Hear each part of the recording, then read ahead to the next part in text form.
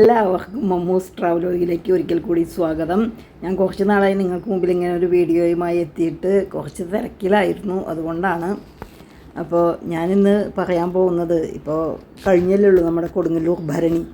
അപ്പോൾ ഭരണി നാളിലത്തെ കാര്യങ്ങളൊന്നുമല്ല ഞാൻ പറയാൻ പോകുന്നത്, എൻ്റെ മനസ്സിലുള്ള ചില ചിന്തകൾ. നാളെ നട തുറപ്പാണല്ലോ, അപ്പോൾ എൻ്റെ മനസ്സിൽ ചില ചിന്തകളൊക്കെ കടന്നു വന്നു. ഈ അമ്പലം എന്ന് പറയുന്നത് ഞങ്ങൾക്ക് വളരെ പ്രാധാന്യമുള്ളതാണ്. കാരണം എൻ്റെ അച്ഛൻ അവിടുത്തെ ശാന്തിയായിരുന്നു. നീലത്ത് മഠത്തിൽ നാരായണനടികൾ. അച്ഛൻ്റെ അനിയൻ്റെ മക്കളാണ് ഇപ്പോഴുള്ള ത്രിവിക്രമനടികളും ധർമ്മനടികളും. ഞാൻ 5ാം ക്ലാസ് തൊട്ട് 8ാം ക്ലാസ്സിൻ്റെ കാൽക്കൊല്ല പരീക്ഷ വരെ കൊടുങ്ങല്ലൂർ ഗേൾസ് സ്കൂളിലാണ് പഠിച്ചത്. അപ്പോൾ ഞാൻ എന്നും ഈ അമ്പലത്തിൽ പോകുമായിരുന്നു. അന്ന് നടന്നിരുന്ന താലപ്പൊലിയും നവരാത്രിക്കാലമൊക്കെ ഇപ്പോഴും മനസ്സിലിങ്ങനെ നിറഞ്ഞു നിൽക്കുകയാണ്. പിന്നെ ഭരണിക്കാലത്ത് ഞങ്ങളാരും അമ്പലത്തിൽ പോവില്ല. കുംഭമാസത്തിലെ ഭരണിക്ക് കൊടിയേറിക്കഴിഞ്ഞാൽ പിന്നെ തട്ടകത്തു നിന്ന് ആരും പണ്ട് കാലത്ത് പുറത്ത് പോവില്ല. അങ്ങനെയായിരുന്നു പണ്ടത്തെ ചിട്ട.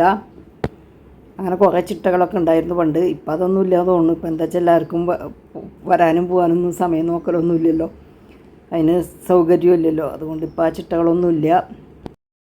തിരുവോണ ദിവസം നടക്കുന്ന കോഴിക്കല്ല് മൂടൽ ചടങ്ങോടുകൂടിയാണ് ഭരണിയുടെ പ്രധാന ചടങ്ങുകൾ തുടങ്ങുന്നത്. പണ്ട് ഇവിടെ കോഴിവെട്ടുണ്ടായിരുന്നു എന്നാണ് ചരിത്രം പറയുന്നത്. വടക്കേ നടയിൽ പ്രധാന ദീപസ്തംഭത്തിന് സമീപമുള്ള വൃത്താകൃതിയിലുള്ള കോഴിക്കല്ല് കുഴിച്ചു മൂടി അതിന് മുകളിൽ ചെമ്പട്ട് വിരിച്ചാണ് കോഴികളെ സമർപ്പിക്കുന്നത്. കാളിയും ദാരികനുമായി അംഗം തുടങ്ങി എന്ന ഐതിഹ്യത്തിലാണ് കോഴിക്കല്ല് മൂടൽ ചടങ്ങ് നടക്കുന്നത്. പന്തീരടി പൂജയ്ക്ക് ശേഷം നടക്കുന്ന ഈ ചടങ്ങിൻ്റെ അവകാശികൾ കാവിൽ ഭഗവതി വീട്ടുകാരും വടക്കേ മലബാറിലെ തച്ചോളി വീട്ടുകാരുമാണ്. ദേവിയുടെ ശക്തി ചൈതന്യം വർദ്ധിപ്പിക്കുന്നതിന് വേണ്ടി ആണ്ടിലൊരിക്കൽ നടത്തുന്ന തൃച്ചന്ദനച്ചാർത്ത് അശ്വതി നാളിലാണ് നടത്തുന്നത്. ആ സമയത്ത് തെറിപ്പാട്ടൊന്നും പാടുവാൻ പാടില്ല. ഇതിനായി പ്രത്യേകം വിളക്കും പൂജാപാത്രങ്ങളുമുണ്ട്. പരശുരാമൻ്റെ വിധിപ്രകാരമുള്ള ഈ പൂജ നടത്തുന്നത് അമ്പലത്തിലെ പ്രധാന കർമ്മികളായ അടികൾമാരാണ്. മൂട് വെട്ടിയ കരിക്കും ത്രിമധുരവുമാണ് നിവേദ്യം. കരിക്കിൻ വെള്ളത്തിൽ മഞ്ഞൾപ്പൊടി ചേർത്ത് കുഴച്ച് ബിംബത്തിൽ ചാർത്തുന്നു. മത്സ്യം എന്ന സങ്കല്പത്തിൽ വെള്ളത്തിൽ മത്സ്യത്തെ വരച്ച് ദേവിക്ക് തർപ്പണവും നടത്തുന്നു. ഈ പൂജ അശ്വിനി ദേവകളുടെ സാന്നിധ്യത്തിൽ നടക്കുന്നു എന്നാണ് സങ്കല്പം. അതിനുശേഷം നിലപാട് തറയിൽ വലിയ തമ്പുരാൻ കാവ് തീണ്ടലിന് ചടങ്ങിന് അവകാശിയായ പാലയ്ക്കൽ വേലന് അനുമതി നൽകുമ്പോൾ അവർ ചെമ്പുതകടിയിൽ തട്ടി കാവ് തീണ്ടുന്നു. പിന്നീട് കോമരങ്ങളും ദേവീഭക്തരും ക്ഷേത്രത്തിനു ചുറ്റും ചെമ്പുപലകയിൽ അടിച്ച് ശബ്ദമുണ്ടാക്കിക്കൊണ്ട് 3 പ്രദക്ഷിണം വയ്ക്കുന്നു. കാവ് തീണ്ടലിന് മുമ്പ് അല്പസമയം കാവ് നിശബ്ദമായിരിക്കും. ഈ സമയം 3 കൃഷ്ണപ്പരുന്തുകൾ ക്ഷേത്രമുറ്റത്തെ ആലുകൾക്ക് മുകളിലും ഗോപുരത്തിന് മുകളിലും വട്ടമിട്ട് പറക്കും. ഓരോ ദേശക്കാരുടെയും പേരിലായി 84 അവകാശത്തറകളാണ് ക്ഷേത്രത്തിലുള്ളത്. ഭരണി കഴിയുന്നതുവരെ അതാത് ദേശക്കാർക്കാണ് ആ തറകളിൽ തമ്പടിക്കാനുള്ള അവകാശമുണ്ടായിരിക്കുക. ക്ഷേത്രത്തിൻ്റെ കിഴക്കേ നടപ്പന്തലിനോട് ചേർന്ന് വൃത്താകൃതിയിൽ ഉള്ള വലിയ തമ്പുരാൻ്റെ നിലപാട് തറ തൃച്ചന്ദനച്ചാർത്ത് പൂജ കഴിയുന്നത് വരെ ഒരാൾ പോലും പ്രവേശിക്കാതെ ഒഴിഞ്ഞുകിടക്കും. തൃച്ചന്ദനച്ചാർത്ത് കഴിഞ്ഞ് വലിയ തമ്പുരാനും പരിവാരങ്ങളും കിഴക്കേ നടയിലൂടെ പുറത്തിറങ്ങി പോലീസിൻ്റെ ഗാർഡ് ഓഫ് ഓണർ വാങ്ങി നിലപാട് തറയിൽ പ്രവേശിച്ച് പീഠമിട്ട് ഇരിക്കും.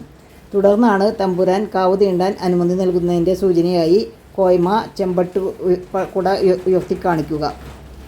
പിന്നീടാണ് കാവ് തീണ്ടൽ നടക്കുക. ഭരണി നാളിൽ നടക്കുന്ന ഏറ്റവും പ്രധാനപ്പെട്ട ചടങ്ങാണ് ഭഗവതിക്ക് സരസ്വതീയാമത്തിൽ വരിയരി പായസം നിവേദിക്കുന്നത്. ഇതിനു വേണ്ട വരിനെല്ല് ക്ഷേത്രത്തിലെത്തിക്കുന്നത് ഗുരുവായൂരിനടുത്ത് കുരങ്ങിയൂരുള്ള കീഴേപ്പാട്ട് തറവാട്ടിൽക്കാരാണ്. അവർക്കാണ് പരമ്പരാഗതമായി ഈ അവകാശം. കുരങ്ങിയൂരുള്ള നീലത്തുമഠത്തിൽ ഉള്ള അടികൾമാരായിരുന്നു പണ്ട് ഇവിടെ പ്രധാനമായും പൂജയ്ക്കുണ്ടായിരുന്നത്. നീലത്ത് മഠത്തിലെ നാരായണൻ അടികളാണ് എൻ്റെ അച്ഛൻ. കുട്ടിക്കാലത്ത് അശ്വതി നാൾ രാത്രി വീട്ടിലേക്ക് പലരും ചെറിയ ചെറിയ പാത്രങ്ങളുമായി വരും.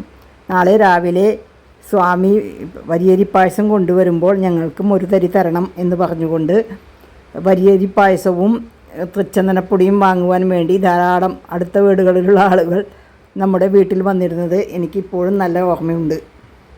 12 ഇടങ്ങഴി വരിയരി, 40 കിലോ ശർക്കര, 101 കദളിപ്പഴം, 101 നാളികേരം, 2 കിലോ നെയ്യ്, കുങ്കുമപ്പൂവ്, കർപ്പൂരം, ഏലക്കായ, കറുകപ്പട്ട, കരയാമ്പൂ തുടങ്ങിയ മറ്റു സുഗന്ധവ്യഞ്ജനങ്ങൾ എന്നിവ ചേർത്ത് വളരെ പവിത്രമായാണ് വരിയരി പായസം തയ്യാറാക്കുന്നത്.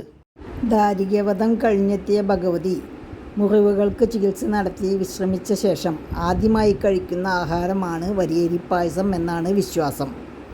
വരിയരി പായസം കഴിച്ചിട്ട് 40 വർഷത്തിലധികമായിരിക്കുന്നു. അച്ഛനെക്കുറിച്ചും ഭരണി കഴിഞ്ഞ് നടതുറപ്പിനെക്കുറിച്ചും ധാരാളം ഓർമ്മകൾ ഇനിയും മനസ്സിലേക്ക് ഓടിയെത്തുന്നുണ്ട്. ഭരണി നാളിൽ അടച്ചിട്ട അമ്പലം പലവിധ പൂജകൾക്ക് ശേഷം 7-ാം ദിവസം നാളെ ഭക്തജനങ്ങൾക്കായി തുറന്നു കൊടുക്കുന്നു. ഈ ദിവസം ചൈതന്യസ്വരൂപിണിയായ ആനന്ദസ്വരൂപിണിയായ സർവാഭരണ വിഭൂഷിതയായ അമ്മയെ ദർശിക്കുന്നത് 1 വർഷത്തെ ദർശനഫലം നൽകുന്നു എന്നാണ് വിശ്വാസം. ലോകാംബികയായ ശ്രീ പരമേശ്വരിയുടെ അനുഗ്രഹം എല്ലാവർക്കും ലഭിക്കട്ടെ എന്ന പ്രാർത്ഥനയോടുകൂടി ഇതുപോലെയുള്ള വീഡിയോയുമായി നിങ്ങൾക്ക് മുമ്പിലെത്താൻ എനിക്കിനിയും കഴിയട്ടെ എന്ന വിശ്വാസത്തോടു കൂടി സസ്നേഹം വിട പറയുന്നു. നിങ്ങളുടെ അമ്മു PM കോങ്ങാട്ടിൽ.